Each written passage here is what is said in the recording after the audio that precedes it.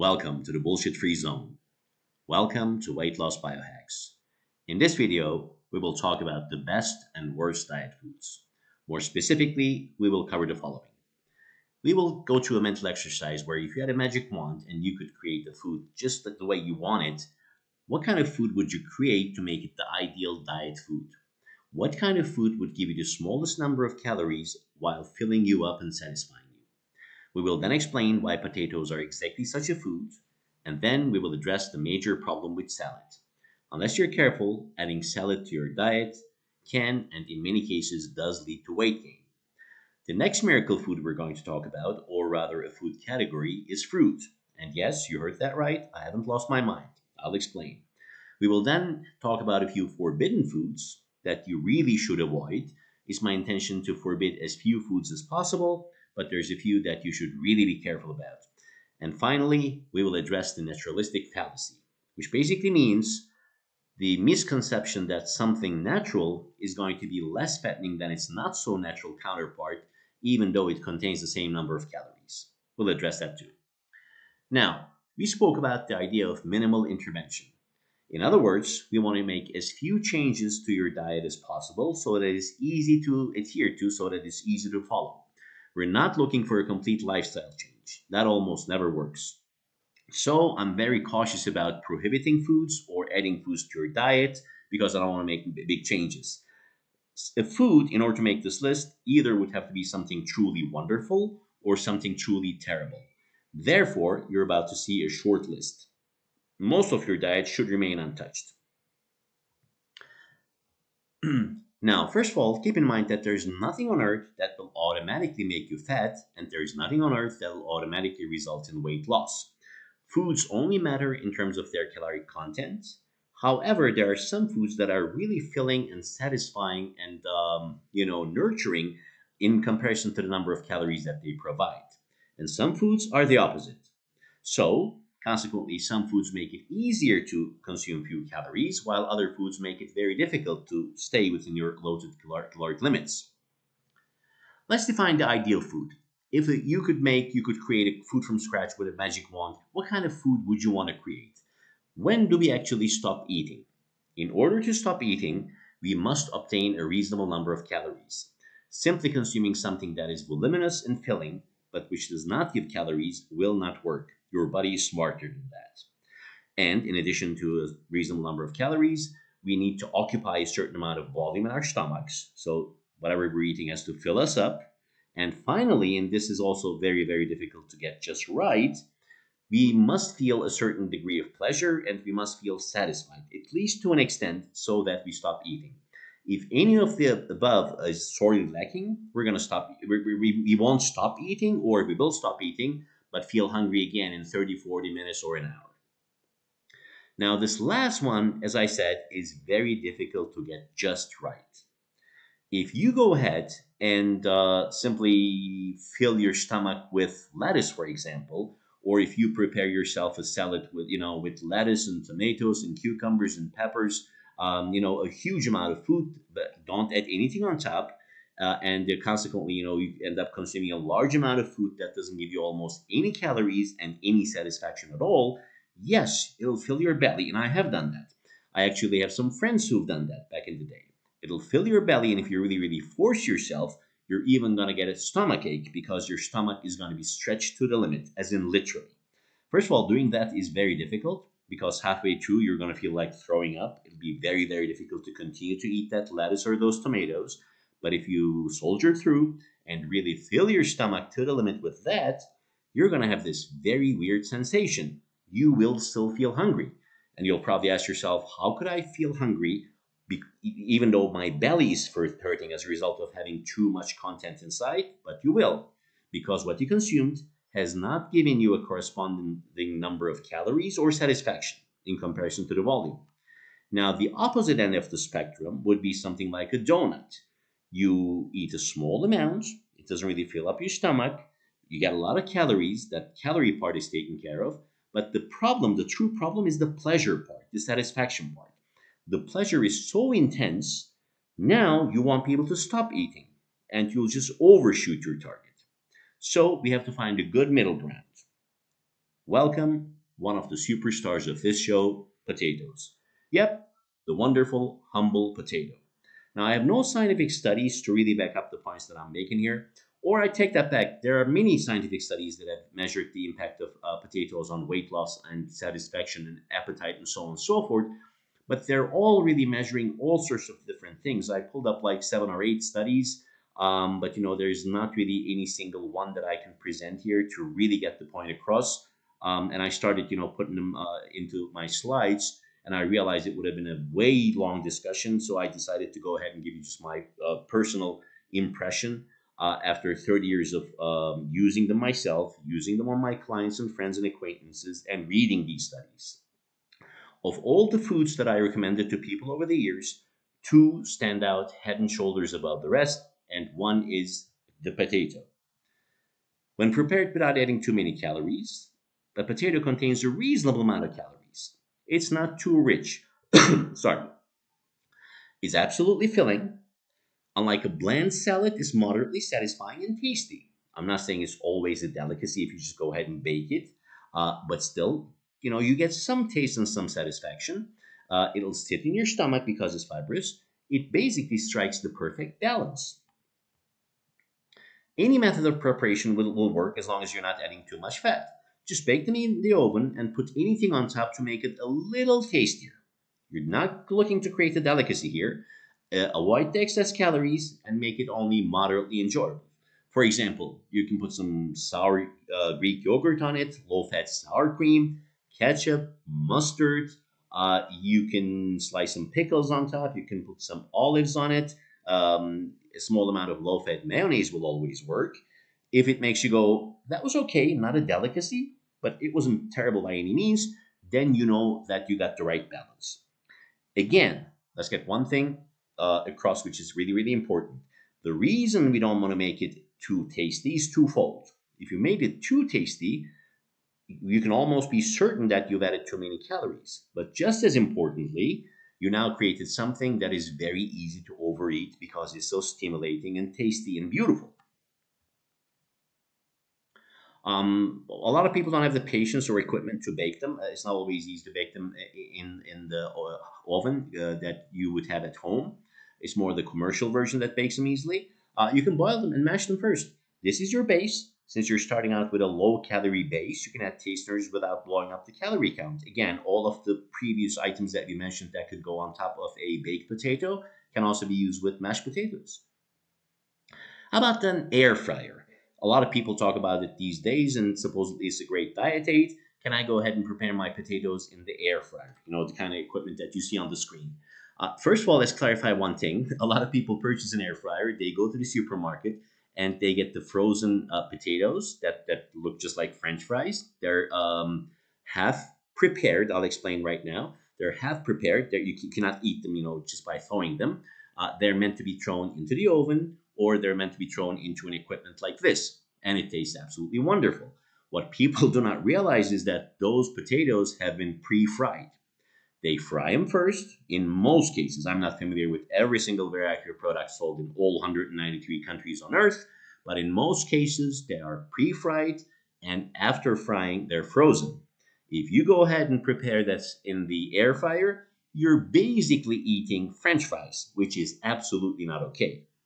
You got to prepare the potatoes yourself from scratch, peel them, and then cut them into little cubes or cut them in the shape of French fries. And you must then add the absolute minimal amount of oil to avoid burning them, to avoid them sticking to the surface. What you end up should taste okay, and it should not taste like French fries. If you eat it and you're like, you know what, this was pretty much French fries with little calories, no, you got it wrong. You use too much fat, and the resulting food is very easy to overeat. It should taste okay to fine, somewhere in that vicinity, but not excellent. Let's talk about nature's next miracle, fruit. That's right. I'm talking about the food that is so often demonized these days because there's an anti-sugar campaign that's completely gotten out of control. Recall what we said about what the ideal food should be. Fruit checks about all the boxes. It's voluminous and filling. It contains a moderate amount of calories, so it's not like, eating a head of lettuce, which has almost no calories. It tastes good without being too stimulating. Just about everybody on earth can find at least some fruit that they like. It's fibrous and stays in the digestive tract for a while, at least most of the fruit is. It's got a successful track record in diets and is backed by science. A lot of scientific research does exist to show that both fruits and vegetables, either one of its own or both of them together, when added to the diet, will actually make a difference in terms of weight loss. This is from the Journal of American Dietetic Association. We've spoken about the study from another lens before, conducted between 2003 and 2007, and with a lot of participants, more than 800 participants. And one of the sentences in the conclusion reads, increasing fruits, vegetables, and low fat dairy may help achieve weight loss and maintenance. So, what's the deal with demonizing fruit and saying that it'll directly turn into fat? Here's where the misconception comes from. Sugar, yes, I agree, is not good for you. When we say sugar, I mean, it's not even clear what exactly people mean when they say sugar, because sugar is an umbrella term and refers to a whole category of carbohydrates. But when people say sugar, what is most often understood is the white table sugar, the scientific name of which is sucrose. And sucrose is made up of 50% fructose and 50% glucose. Fructose is, in fact, a very slow sugar. It elevates your blood glucose levels rather slowly. The glucose part, on the other hand, is a very fast sugar. It goes directly into the bloodstream, and there are very, very few things on earth that will spike up your blood sugar as fast as glucose. Now, as a result of eating sucrose, high quantities of sucrose, people, yes, do get fat, and people experience a whole host of problems, including cardiovascular disease. And based on this observation, a lot of people go ahead and demonize fruit because fruit also has fructose among other sugars. By the way, do keep in mind that not all of the sugar in fruit is fructose.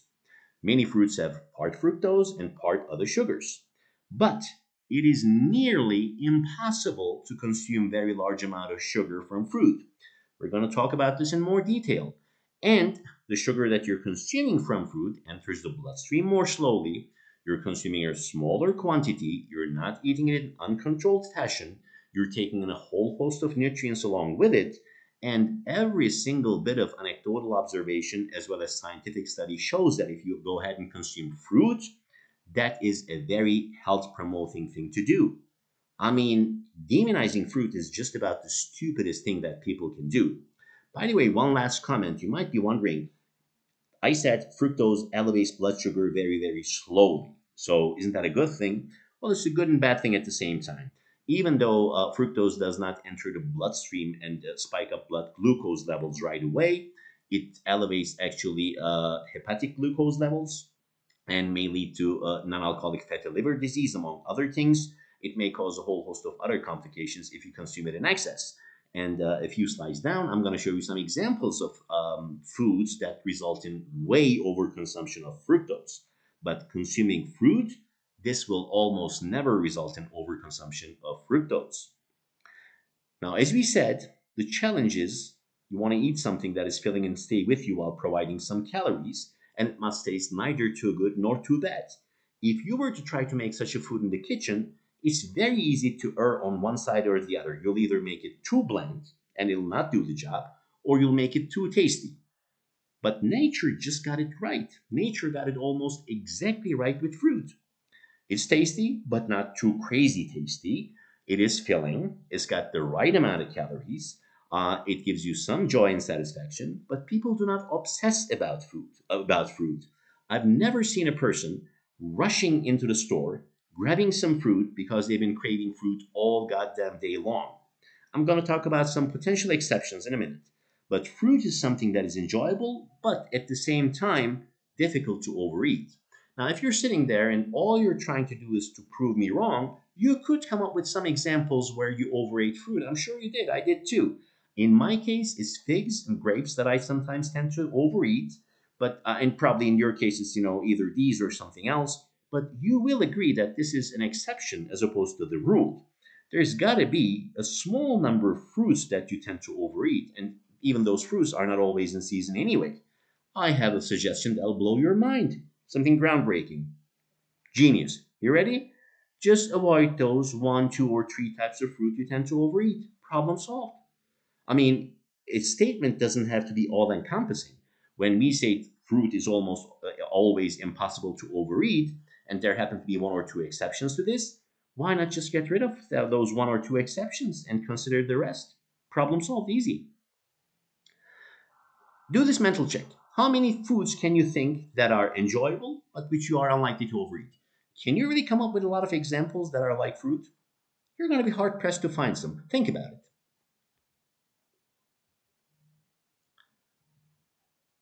By the way, here's a suggestion. You will remember from our video about protein that it is best to eat lean protein before the meal so that it kicks in a whole bunch of biochemical processes and it fills your stomach a little bit. It will provide one of the major macronutrients and it'll make it difficult to overeat in the subsequent meal. If you're making it a habit to eat fruit, why not eat your lean protein and one piece of fruit right before the meal? For example, chicken breast and one orange, or lean cottage cheese with one peach sliced right into it. Think about that. That could make it much easier to diet, and a lot of my clients have found a lot of success with this approach. By the way, when I say fruit, I am strictly and definitely referring to fresh fruit. How about dried fruit? Prohibited. If there is one food that is worth prohibiting, it is this one, among a few others that I'm going to come to. But do not consume dried fruit because when you go ahead and dry fruit, it loses the critical features that make it an ideal diet food. First of all, the volume is significantly reduced if you get rid of all the water. It becomes a concentrated source of calories, and right then and there, it's disqualified from being an ideal addition to your diet. Each handful, each mouthful now gives you many more times the calories. It also becomes tastier. The taste becomes much more intense. Furthermore, a lot of times there is added sugar in dried fruit, and some instances they're even fried. Just do not eat it, please.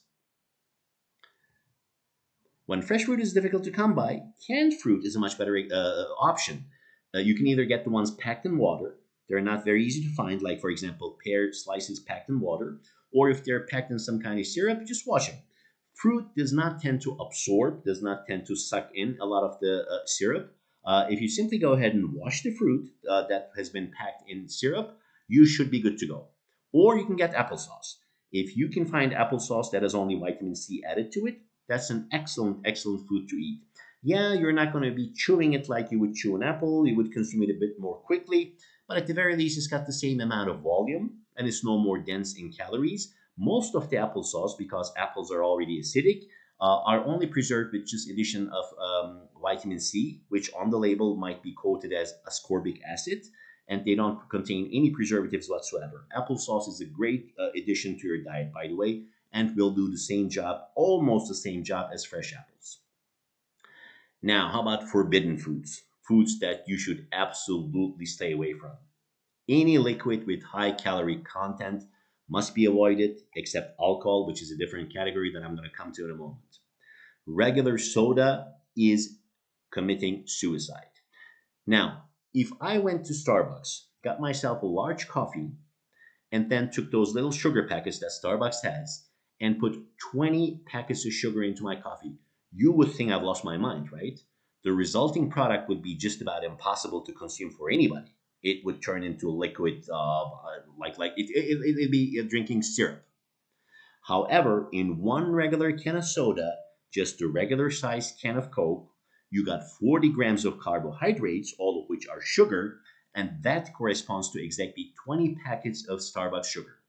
Each packet of sugar that you get at Starbucks is exactly 2 grams, so one regular soda has 40 grams of carbs, in other words, 20 packs of sugar in it. It's no wonder that that's making people fat. Yes, it will, absolutely. But taking that as your starting point, as your reference point, and then asking people not to consume fruit is just so ridiculous, as you can see from this example, because regular soda is something so very outrageous that it shouldn't even be considered. If you want to drink the diet version, that obviously has 0 calories, and no, the artificial sweeteners are not going to do a number on your blood sugar like a lot of people seem to think. We can talk about that later if you wish. Do let me know in the comments. Or just drink something else, but never regular soda. And do not ever consume fruit juice. Fruit juice is almost as sugary as regular soda.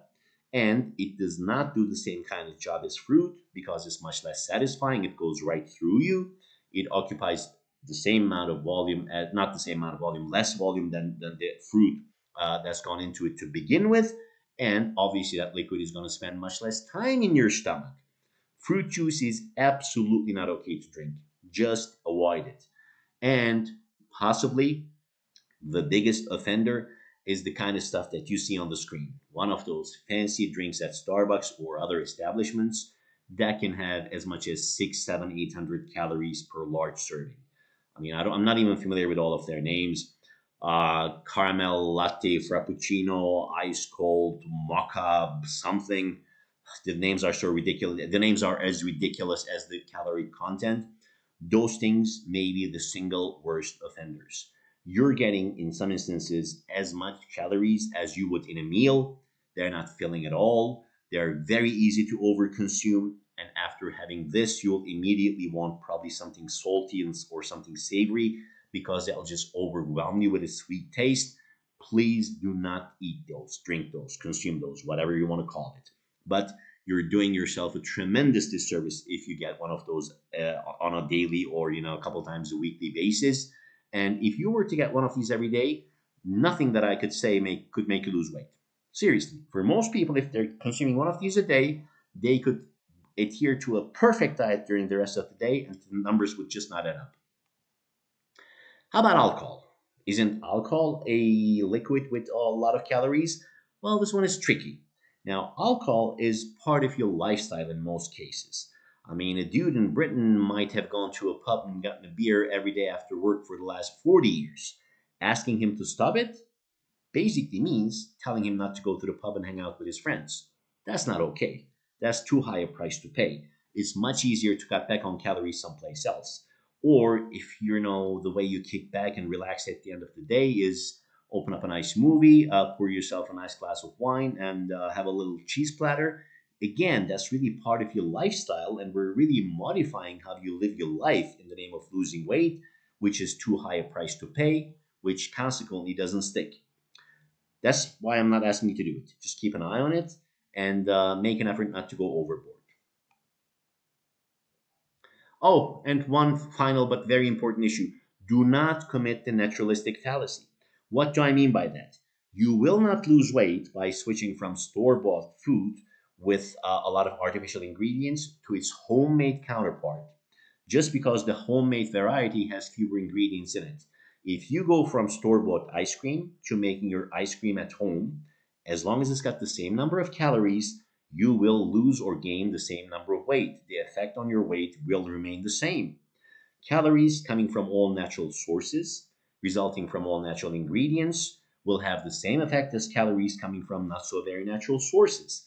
Now, could there be some additives in food that could severely disrupt your hormonal balance, your endocrine balance, and result in fat gain? You know what? That is highly unlikely.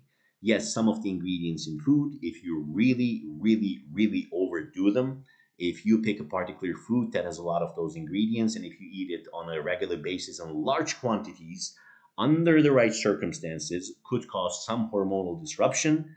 But you know what? That does not happen in 99% of the cases. You are talking about a very extreme situation for that to happen, and for that to happen to an extent where it will actually register on the scale. That is exceptionally unlikely.